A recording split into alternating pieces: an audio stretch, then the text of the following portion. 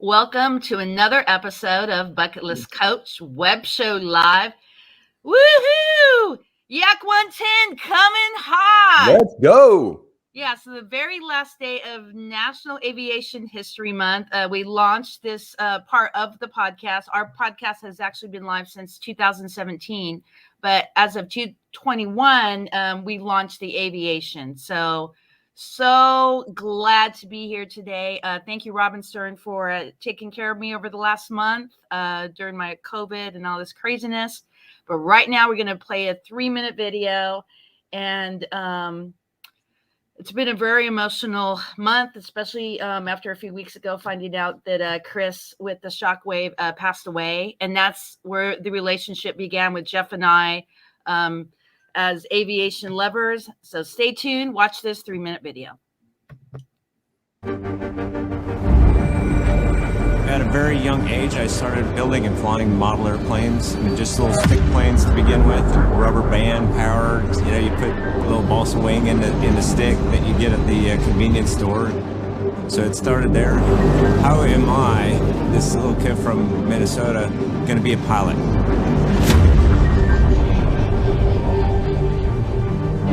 I didn't really have that sense that it was even possible. The first time when I was 7 years old was where I finally got that bug, like, all right, this is the real deal. This is what I want to do for my life. He is your 3-time national champion, and he's representing the United States. He's from Cave Creek, Arizona, Jeff Boerboon. I remember when I was a kid, you put your hand out the window when you're driving in the car. I think that's your very first experience of what it could be like to be in an airplane and to fly a Yak 110. It just it blows my mind every time. Like I get on a vertical line and it just keeps going. There has never been a plane to quite take on the air show industry like this. We have created the sight, the sounds of 2 Russian aerobatic aircraft that have been infused with American inspiration and ingenuity. The freedom of flying is just pure magic.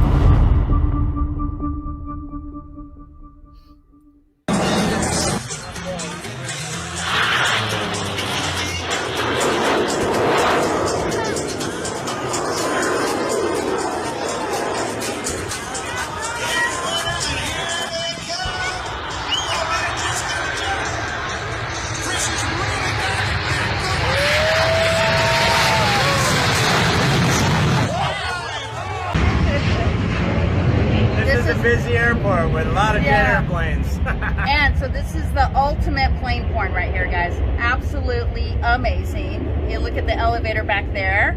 You look at the back of the plane. So we got the Pacific Air Show this year, and actually next year, Gold Coast. So tell them a little bit about your plane. Yak 110, we took 2 Yak 55s, the red one and the blue one, and we combined it together with this center section, and then we added the jet engine. Of course, why not have a jet engine, right? Yeah. So we have a lot of power in an airplane that's pretty lightweight, so it allows me to hover. Not many quiet moments around here in Orange County. Yeah. So you're going to hear this tomorrow. If you guys are going to be watching my podcast, this is what you're going to hear. Yak 110 coming hot. Woohoo!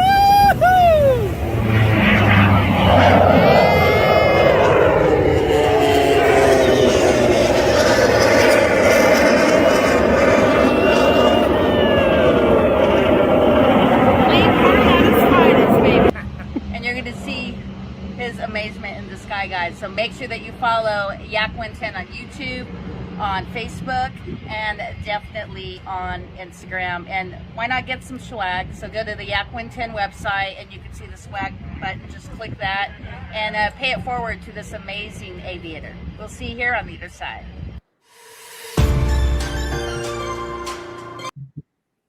Wow. Awesome. Yeah. Wow, that was you flying that thing? Yeah, it was just Jeff. Wow, that is crazy, man. I guess I didn't give enough credence to what it is that this is all about. I've heard her say Yak 110, Yak 110, Yak 110. We're going to get into that into a minute, but I pulled up the website. I'm just like losing my mind looking at it right now. You guys are you're out of your dang mind is what it is. But anyway, welcome, Jeff Boerboon. I got a little bit of speaking I have to do here before we jump into the interview, but if you'll just give me a second, we'll be right with you. This month, the show is all about celebrating aviation history, folks, and National Gratitude Month. Yesterday, we celebrated the National Day of Giving, and we're winding it up here today with the Yak 110. This is incredible. Make sure you subscribe to Bucket List Coach Web Show Live on YouTube so you can get your free ebook to create your own bucket list. All right. So today we got Jeff with the Yak 110. Wow, what an amazing thing. Cindy's all into this aviation thing because she was born near an Air Force base, lived near the Air Force base, and watched the C-5s at Travis Air Force Base going overhead. If you've never seen a C-5, guys, it's an amazing, huge, monstrous transport plane that it's just incredible to watch it take off and land because of the power that thing creates to do that. But she was born in Northern California. Now she lives in Southern California. She's a podcast host and a gratitude gift specialist and a travel agent. But her heart and her love for aviation began when she was, near Travis Air Force Base. Then she got to work in the Navy, ship fitting on submarines. And then in 1984, I believe it was, Top Gun came out and the thing was all over with her. The F-14 Tomcat made her a weirdo, and she is in love with the F-14 Tomcat. We got to interview some folks about that yesterday, including the guy who designed the microprocessor that ran that whole thing. You want to talk about geeking out? I was there 100%. So if you like a book or an aviation vacation, you want to book an aviation vacation or visit a museum, you can contact bucketlistcoachtravel.com. All right, here we are. Jeff, man, I'm stupid excited to hear about this plane and what drove you. Is this like the only one? Is this a thing you guys did? How does this even aerodynamically work? Like, what is it about this? Fill me in. Welcome. Thank you. Happy to be here. Thank you, Cindy, for inviting me back. Robin, great to be talking to you this morning. The Yak 110 is a very unique airplane, as you are well aware. In fact, it's the first time in the history of aviation that two airplanes have been combined together and then add a jet engine. So that's how unique the Yak 110 is. Very, very cool airplane. The blue airplane was the first Yak 55 that I ever flew. Chad Barty owned the airplane back in 2004. And shortly after I flew that airplane, I just, of course, had to have one myself. So I bought the red one also in 2004. And the airplanes, have a long history together all the way back to 2004. They met for the first time. Then they went their separate ways. Chad ended up selling his airplane. I held on to the Yak 55. I felt like there would be a good repurpose, even though I continued on my competition aerobatics and airshow aerobatics in other airplanes. I held on to the Yak 55, just knowing there would be a good reason to do so. And in about 2009, I saw my airplane sitting on the ramp with another Yak 55, not together, but from a distance, looked like one airplane. And I thought, I've got an idea. Moment of inspiration.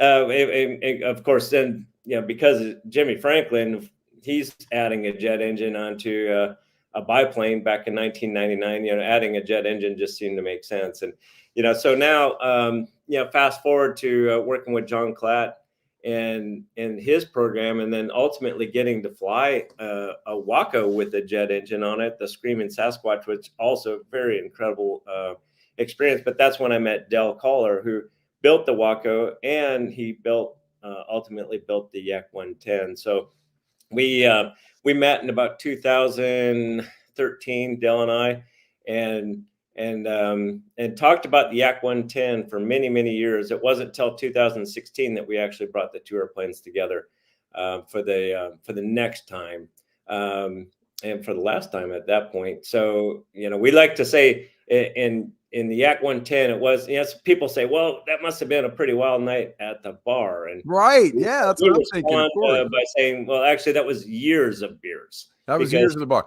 Look, this is incredible, folks. This is literally two separate airplanes. Here's the blue airplane, and here's the red airplane. And they took the two of them, cut off the wings in the middle, and welded them all together.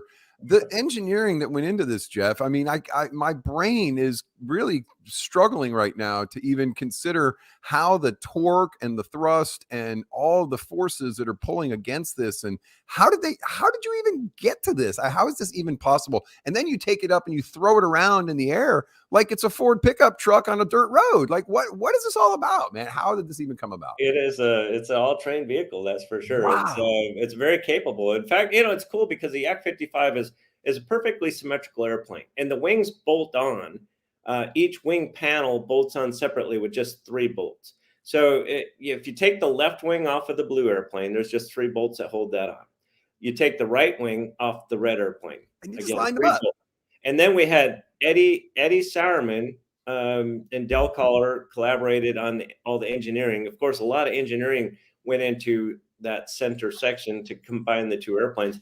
There was about 7 or 8 months of crunching numbers and getting all the CAD files together to build all the parts. And then once we had that, Del was able to get with a couple of machine shops, crank out all the parts and put it together. In fact, the 2 airplanes, we brought them to his shop in Caldwell in October of 16. We flew the airplane for the first time in November of 17.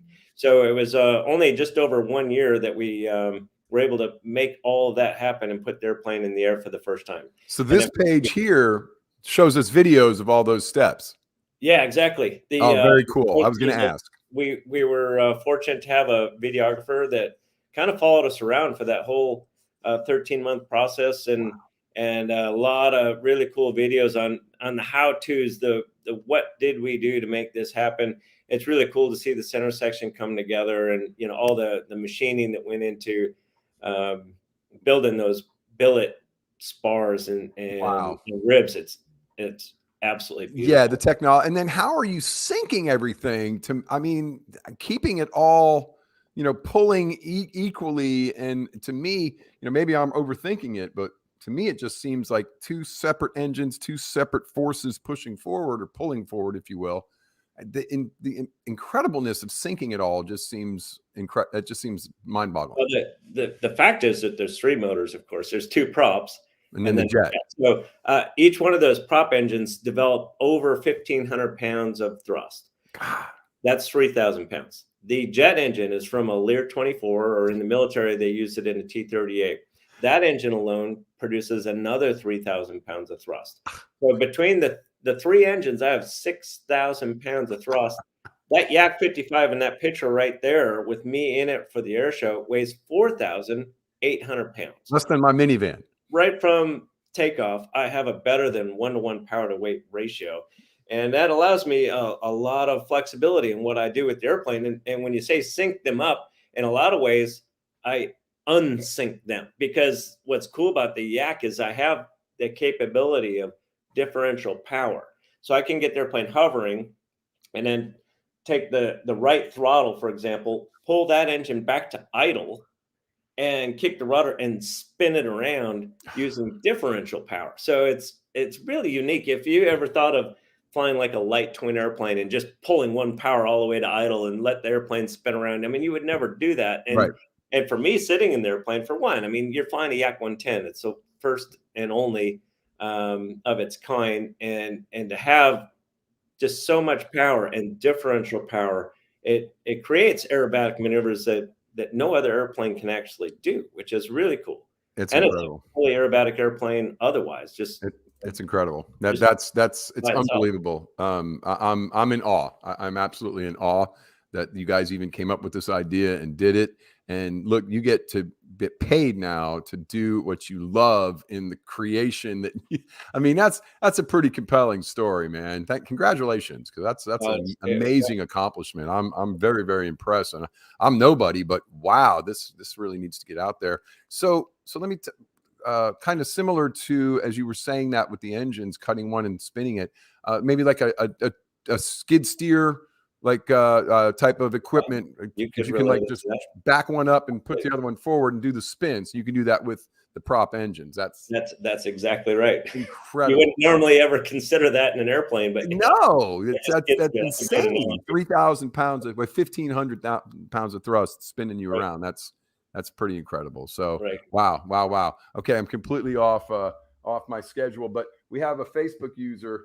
Jeff, such an amazing piece of work. Totally enjoyed meeting you and seeing the Yak 110 close up. Thanks, Cindy Lee, for taking me to the Pacific Air Show. Okay, we didn't know whose name that was because they didn't register, but that's awesome. People on Facebook are watching and checking it out, and they're very appreciative. Oh, it's Rachel. There you go. Hi, hey, Rachel. Thanks for the comment. Appreciate that. I do have somewhat of a script here, so I got to cruise over here. So what air shows are on the schedule for 2023? Well, the big deal for next year is going to be the Gold Coast Air Show by Pacific Air Shows. Kevin Elliott, who puts on the world's greatest air show right there in Huntington Beach, California.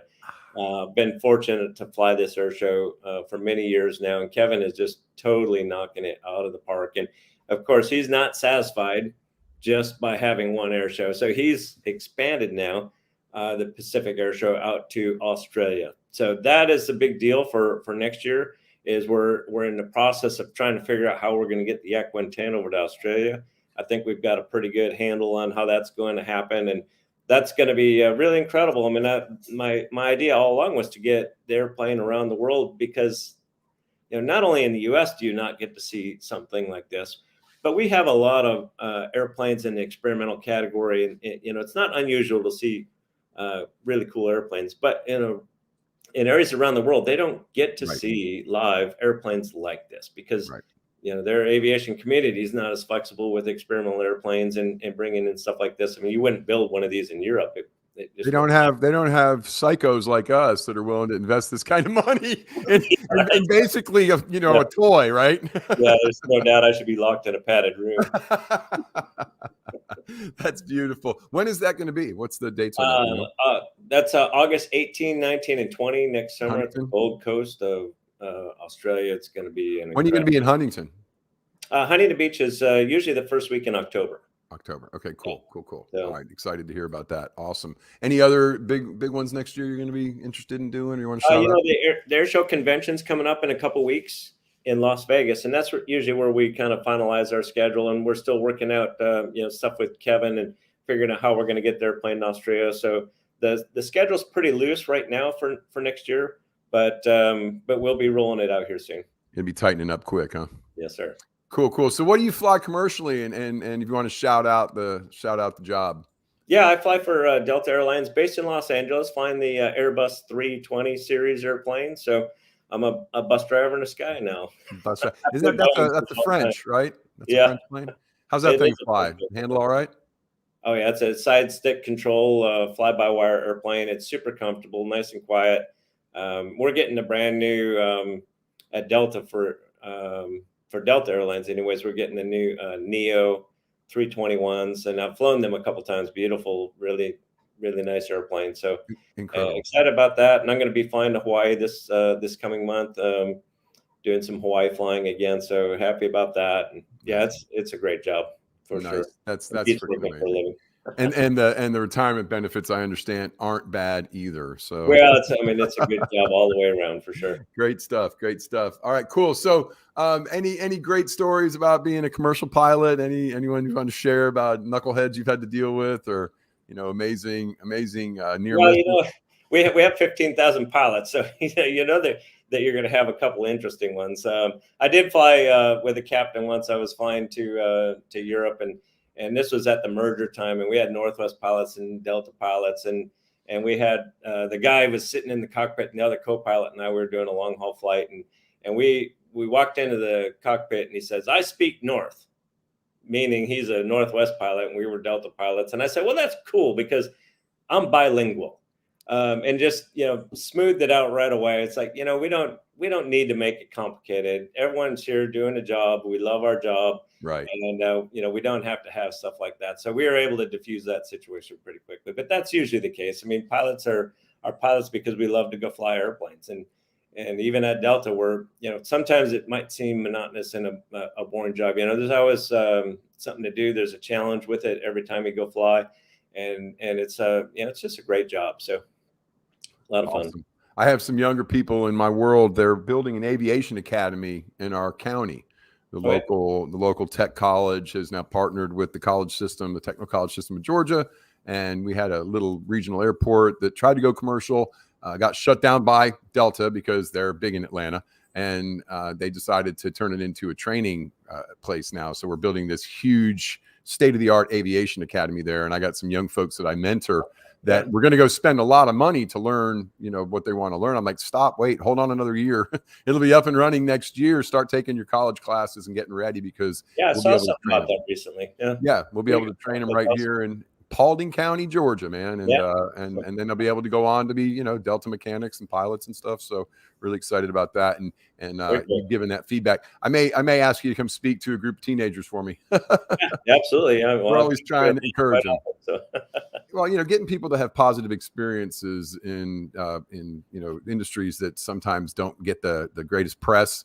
It's good to give that feedback to the younger generation so they can get a better balance of what they're dealing with. Yeah, no doubt. I mean, I help mentor a lot of kids, so it's something I enjoy doing, and their show gives me that opportunity for a lot of people, because you get to go fly a really cool airplane, and then people are excited to come and talk to you. So it's a good way for me to get people excited about airplanes. Absolutely. I can see that, and it makes perfect sense. And then they're ready to jump on board, and you got them. Just hook them right in, right? So, great carrot you're dangling there, Jeff. Great carrot. So, what happened to me?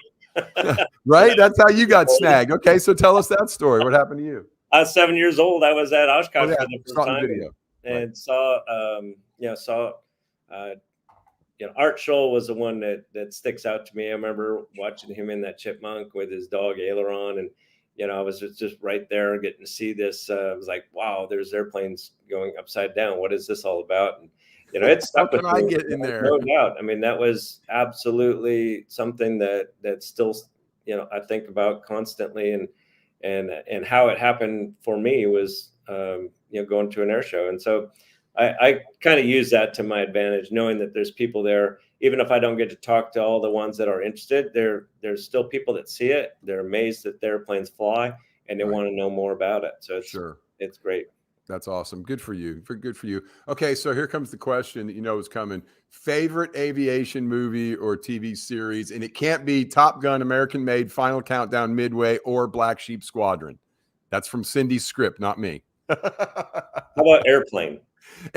See, now I was thinking that yesterday when we had the guys on from the Navy, but they got all serious, like 12 O'Clock High and Bridges over Tokyo Ray. They got serious about like. Co-pilot and I, we were talking about that yesterday.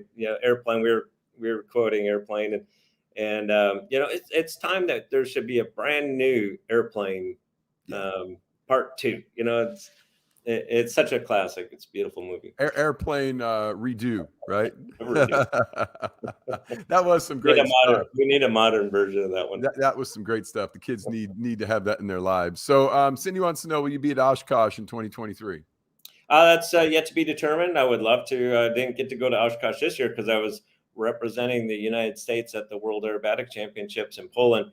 So come on, that seems like a pretty lame excuse. Yeah, I know. It would have been my 37th year at Oshkosh this year, and would have been I think third time performing with the Yak, but we didn't get that opportunity this year, unfortunately. So next year it's going to kind of depend on what happens with the Gold Coast, because we're targeting the Gold Coast with the Yak 110. We really want to make that happen with Kevin, and so if the airplane needs to get on a boat to go over to Australia, that might affect the way my schedule works out. Timing for Oshkosh, yeah, exactly. So okay, so here's the question then: can somebody ride in the seat of the other plane while you're flying it? Yes, sir. It is a ride seat. We've taken all the controls out, but there is a seat with a seat belt and a headset jack. There you go, Cindy. She put in there. How about she gets a ride in this plane porn? There's for her. Yeah, someday I'd like to give some more rides, but so far to date, only my partners Del Collar and Chad Barty and my crew chief Ben have been for a ride in the Yak. Only the people that have sworn to non-litigation, right? I release you of all liability, man. This is the most experimental thing we've ever done. We're strapping a rocket onto something. Jump on. You were the kid that probably spent all day building the ramp for the bicycle, skateboard, or whatever, and never thought about where you were landing, right? Just headstrong into it. Let's go for it. We'll figure it out on the way, right? I had some of those Huffy bike moments where it's like, well, there's the ramp. Let's. You're going upside down. You're like, crap, I didn't think about landing. Yeah, that figures. Okay, so Airplane was the movie. That makes sense. I got a really better feel for you now, Jeff. That's that puts me in there. Okay, we're getting ready to wrap this up. My dog's telling me it's time to leave. Any museums you want to share or books on aviation that you want to just share with our audience before we get out of here?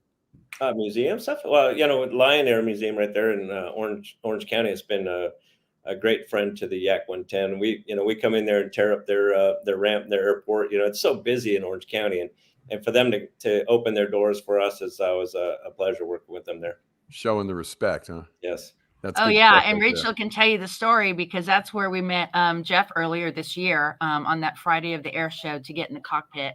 Yeah. And I just walk right through like I owned the place. She goes, "Aren't you going to check in?" I'm like, "No, I'm just going to say I'm with the Yak 110." They're like, "Yeah, he's right back there." So we're ever grateful for that experience. Yeah, I mean, that is the grateful. aviation bucket list, like to the max right there, being in that cockpit. Yeah, so we got to get Cindy in that cockpit. She'll sign all the disclosures and releases, man. So well, I was in the cockpit, like just sitting in there. No, I want you in the Yak 110 riding. Yeah.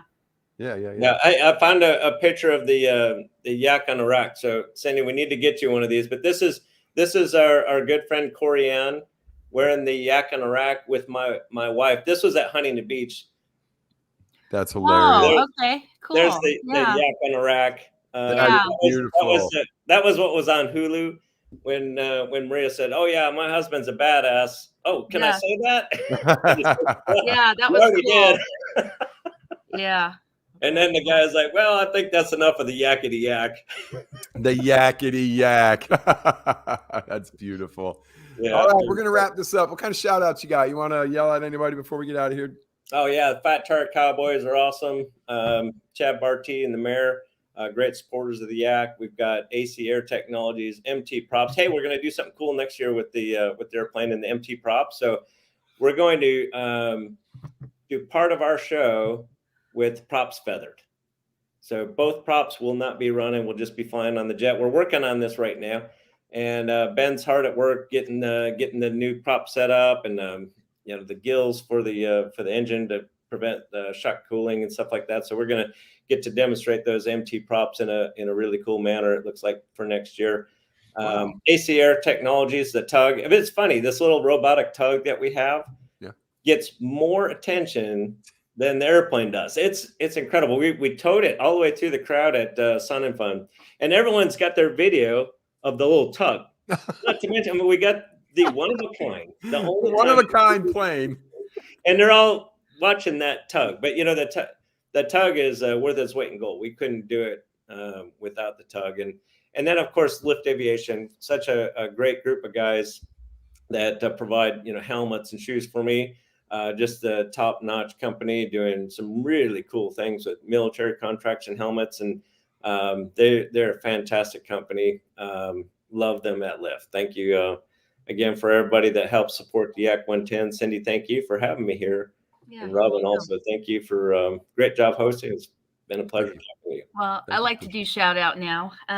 Definitely like to do a shout out to our buddy Scott.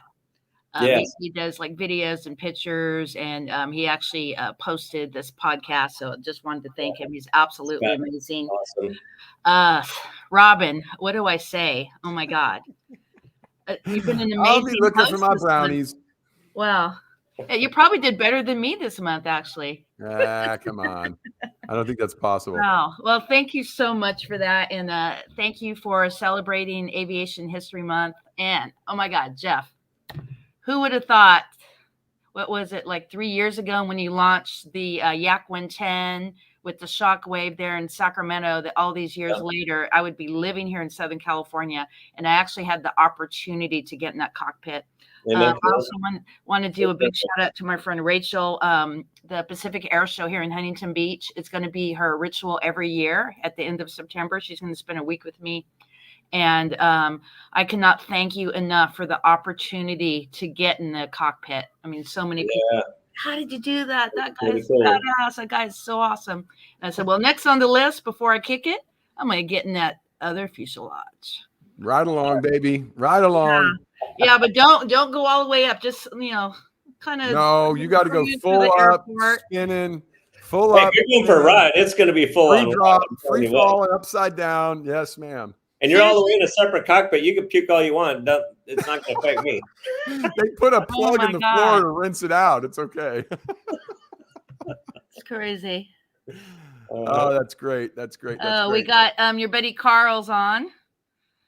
Robin, your friend. I see that. Hey, Carl, good to see you, sir. Yeah, you're glad she has her voice back so she can take back over. Is that what it is, Carl? Get me out of here. Yeah. So, is there anything you'd like to add, Jeff, on how many people you inspired by being an aviator with the Yak 110? No, it's hard to imagine that, but I feel good that knowing when I do hear back from someone. I was just at the Buckeye Air Show this earlier this year in February, and this guy, older gentleman, came up to me and said, "Hey, Mr. Boerboon, can I talk to you for a minute?" And he brought his grandson over, and his grandson, he was a pretty shy young man, but he'd seen me fly there 2 years earlier and had since became a private pilot and was working on his commercial instrument, and he was going to be an airline pilot, and he said that it was inspired by that show that he'd seen 2 years ago at the Buckeye Airport. So I know it happens. I know that there's a few of those special moments where I get to see it firsthand, where people come back. But it's a special feeling to have that, knowing that. No Yeah, doubt. and I know you've added so much value to my life, and until the end of my days, every single day when I look at, because I actually have our picture from our interview on my YouTube. So whenever I'm uploading, Cool. it's reminding me how you were able to create this aviation bucket list for me. Yeah. Thank you so much. I mean, I just can't thank you enough for all the value that you added. And again, Robin, all the value that you add to my life every single day. And I'm so grateful for you guys. And Robin, you got to come out. Come check out the Yak 110. Yeah. I'm coming to California. Maybe I can talk Jeff into letting me ride in it if I show up at one of his air shows. Yeah.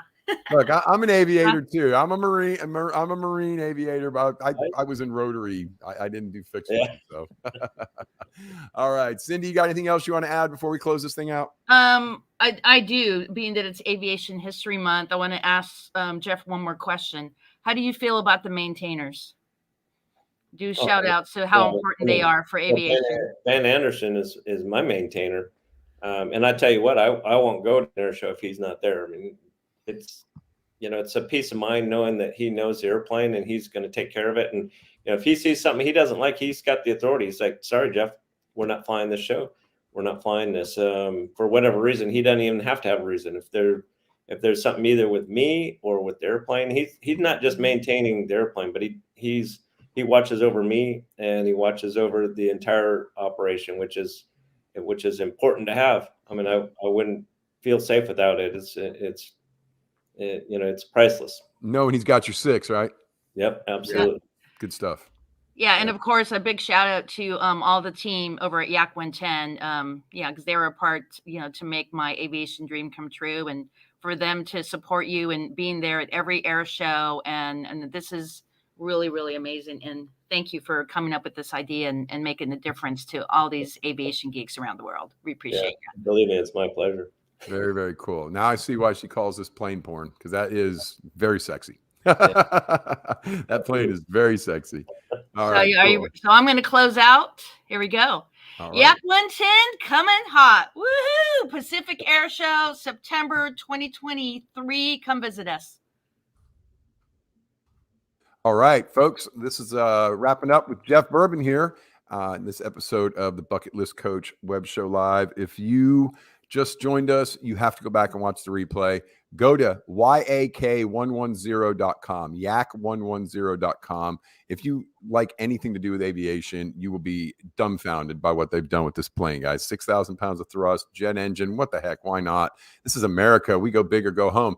So, Jeff, when I saw that thing, I thought maybe you might be from Texas, but, it's okay. Thank you again so much for coming, sir, for what you're doing to inspire the youth and keeping aviation alive, and for your offer to, speak to my kids over here. Yeah, give me a shout out. We'll work something in. Absolutely. Thank you so much. And you have an amazing rest of your day. Happy holidays to you. And it was a pleasure meeting you. You take care. All right. All right. Thank you. All right. Hang around. We'll be right back. All right, folks, that's the end of our show here. So thanks a lot to everybody that helped make this a possibility for myself and Cindy this month, for coming and hanging out with us, watching us, sharing the posts, and getting people to get their eyeballs on what we're doing. But we really appreciate you for watching today. Make sure you subscribe to Bucket List Coach Web Show Live. Okay, that's all over the place, YouTube and everywhere you can think of. But if you do the YouTube subscription, you can get a free ebook on how to create your bucket list. All right. Next week, tune in with Cindy on the 8th. We'll be doing a special podcast with National Day Calendar celebrating National Brownie Day. Cindy said she started cooking already. So we appreciate you guys. That's our show for this day. Have an amazing rest of your day. Happy holidays. If I don't see you again before then, go out there and change the world. We love you all. Take care.